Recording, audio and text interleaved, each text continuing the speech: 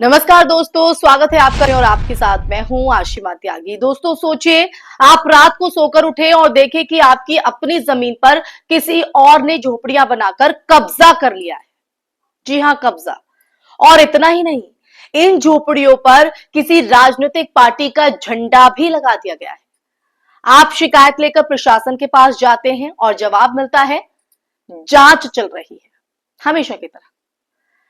तब आप समझ जाते हैं कि लोकतंत्र की मोटी मोटी किताबों में जो अधिकार लिखे होते हैं, दरअसल वो शायद सब शब्दों तक, वो शायद सिर्फ किताबों तक ही सीमित है। यूपी के लखीमपुर खीरी की ये कहानी ऐसी है जिस पर बात करना जरूरी है। मीडिया रिपोर्ट्स के मुताबिक अमेठी ग्राम पंचायत में कुछ लोगों ने रातों रात, जी हां रातों रात, सही सुन रहे हैं आप, मुस्लिम किसानों की जमीन पर झोपड़ियां खड़ी कर दी और उन पर बीजेपी का झंडा लगा दिया। जमीन वहीद खान और उनके परिवार के नाम पर दर्ज बताई जा रही। किसानों का यह आरोप है कि कब्जा करने वालों ने जमीन पर झोपड़ियां इसलिए बनाई ताकि बाद में वो इसे बसी हुई आबादी घोषित करवा सके।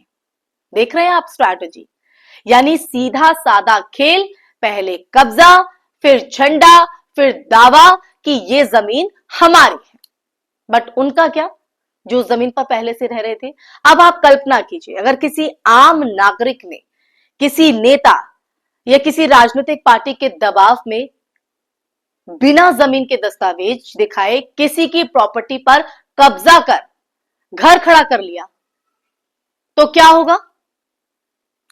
सामान्य परिस्थितियों में अगर देखें तो पुलिस 24 घंटे में केस दर्ज कर लेती, लेकिन यहां किसान लगातार प्रशासन के चक्कर काट रहे हैं।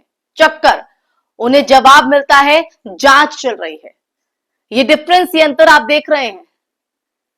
क्या गलती है उन किसानों की, यानी किसान कोर्ट कचहरी तहसील में घूमता रहे, परेशान होता रहे, लेकिन कब्जा करने वालों की झोपड़ियां पर पार्टी का झंडा आसानी से हवा में लहरा रहा है, इसलिए उस पर कार्रवाई नहीं होगी।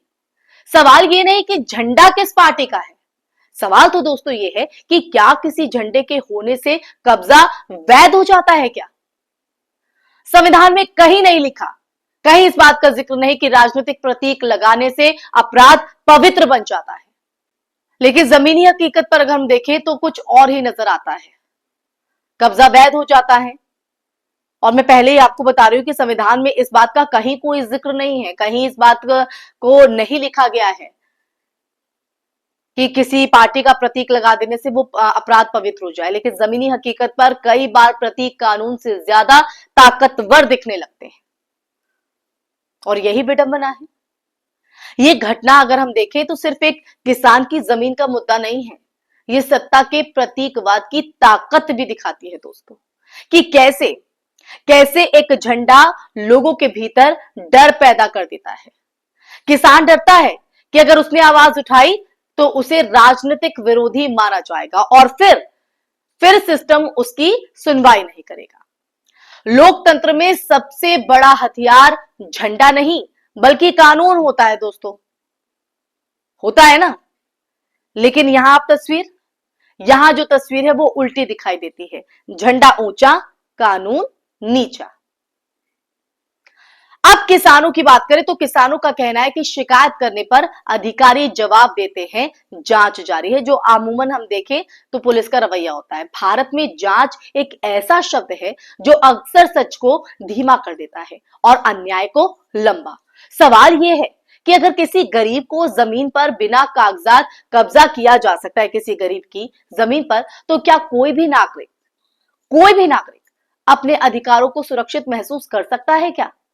ये सवाल मेरा आप लोगों से है। कल को ये घटना किसी और की जमीन पर हो सकती है, किसी और पंचायत में हो सकती है, किसी और किसान के साथ हो सकती है, तो क्या तब भी यही जवाबदेही होगी कि जांच चल रही है। यहां एक और दिलचस्प बात यह है दोस्तों, जब मुस्लिम किसानों की जमीन पर कब्जा हुआ तो इसके पीछे की जो पूरी कहानी वो धार्मिक और राजनीतिक दोनों ही कोणों से संवेदनशील हो जाती है। ये वही लखीमपुर है जहां किसान आंदोलन के वक्त किसान गाड़ी से कुचले गए, सही सुना आपने, और अब उसी जिले में एक किसान अपनी खुद की जमीन पर खड़ा होने के लिए संघर्ष कर रहा है, क्योंकि रातों रात उसकी जमीन पर एक पार्टी का झंडा लगा दिया गया, कब्जा कर लिया गया। लखीमपुर जैसे इलाकों में सत्तार राजनीति और प्रशासन का संतुलन समझे अगर दोस्तों, तो वो समझना मुश्किल नहीं। एक धक्का गलत दिशा में लगा तो पूरा सिस्टम एक पक्ष में झुक जाता है। इसे आप मानिए मत, सोचिए एक किसान जिसके पास अपनी जमीन का कागज है, उसका नाम उस कागज में दर्ज है, राजस्व रिकॉर्ड उसके पास साफ है, फिर भी उसे अपनी जमीन पर कब्जा हटवाने के लिए साबित करना पड़ रहा है, कचहरी के चक्कर काटने पड़ रहे हैं कि वो ही मालिक है। और दूसरी तरफ कब्जा करने वालों को बस एक झंडा लगाना है और सडनली मामला संवेदनशील, राजनीतिक और प्रशासनिक हो जाता है और पुलिस का रवैया, जांच चल रही है। क्या इतने कर देने भर से एक किसान की इस दर्द को आप समझ सकते हैं? वो दर्द दूर हो जाएगा? वो कैसे चुप बैठेगा? उसका आशियाना लुट जाए, उसकी जमीन लुट जाए और वो चुप रहे, वो सवाल ना करे, और सवाल भी करता है तो उसको क्या मिलता है जवाब में? कि जांच चल रही है। ये जांच पूरी कब होगी? कार्रवाई कब होगी? सवाल तो ये है दोस्तों।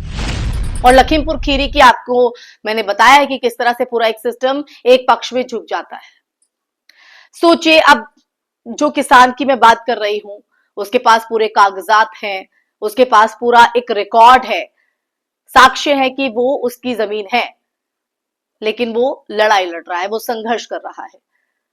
और झंडे लगाने वाला यहां पर ऐश कर रहा है और पूरा जो नैरेटिव है वो ही यहां पर बदल गया है और पुलिस जांच की बात यहां पर कही जा रही है। लेकिन इन सब चीजों में ये कहना गलत नहीं होगा, यही देश की त्रासदी है। कागज आपके पास होगा लेकिन ताकत दूसरों के पास। अब सवाल उठता है, और सवाल उठे भी क्यों ना दोस्तों, सवाल उठता है कि क्या लोकतंत्र में नागरिक का अधिकार झंडे से छोटा हो गया है? क्या कानून की धाराएं झंडे की हवा में उड़ जाती है? आप लोगों से मेरी अपील है, इस घटना का निष्कर्ष सीधा है दोस्तों, जहां झंडा कानून से बड़ा हो जाए वहां आम नागरिक सिर्फ दर्शक बन जाता है, कमजोर पड़ जाता है। लोकतंत्र की असल परीक्षा चुनाव के दिनों में नहीं होती है, बल्कि ऐसे वक्त में होती है। ऐसे वक्त में होती है जब एक किसान ये पूछ सकता है कि क्या मेरी जमीन मेरी है? और अगर उस सवाल का जवाब प्रशासन नहीं दे सकता तो फिर लोकतंत्र किसका है? यह सवाल अहम हो जाता है। और इसी सवाल के साथ इस चर्चा में मैं यही विराम लगाना चाहूंगी। इस सवाल में आप ही पर छोड़े जाती हूं कि आखिर लोकतंत्र किसका है दोस्तों। कमेंट बॉक्स में कमेंट करके बताइएगा इस सवाल का जवाब भी। साथ ही ये वीडियो, ये चर्चा आपको कैसी लगी, आप मेरी बात से कितना इत्तेफाक रखते हैं। साथ ही इस वीडियो को ज्यादा से ज्यादा शेयर भी कीजिएगा और हमारे चैनल को सब्सक्राइब कीजिएगा। फिर हाजिर होंगे एक ऐसा ही मुद्दा लेकर, सच के साथ, आपके साथ संवाद लेकर। तब तक के लिए अपना ख्याल रखिए। जय हिंद, जय भारत, नमस्कार।